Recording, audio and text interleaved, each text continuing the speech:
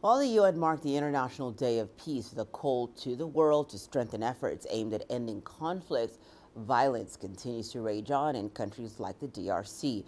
This year alone, more than 1 million people have been displaced in the Democratic Republic of Congo. Reporting from the capital, Kinshasa, here's CGTN's Pierre Atchom. A region in crisis. Violence against civilians in the mineral-rich east and the northeast of the DRC has intensified this year. The UN Refugee Agency has recorded more than 1,200 deaths in North Kivu and Ituri provinces since January. Inside the DRC, we have also more than 500,000 refugees who stay in DRC. But what is very difficult is that it's not easy to have access to IDPs because you have many armed groups on the ground, and this is very worrisome. It is why we try to appeal government to do is better to help us and to help IDPs and refugees to stay very well. The insecurity in the east of the DRC has continued as the UN marks the International Day of Peace. The day was established in 1981 for countries around the globe to observe a ceasefire.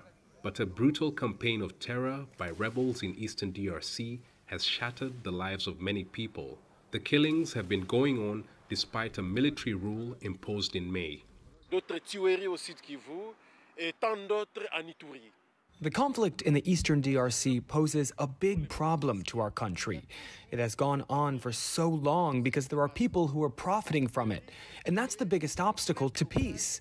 The international community should help our leaders to find a lasting solution to the conflict. The UNHCR says violence in eastern DRC has forced more than 1 million Congolese to flee their homes this year. Many of the attacks have been attributed to the Allied Democratic Forces rebels. The group, that's originally from neighboring Uganda, has been operating in eastern DRC since the 1990s. In February this year, the UN Security Council passed a resolution calling for all the 193 UN member states to support efforts to end conflicts around the world.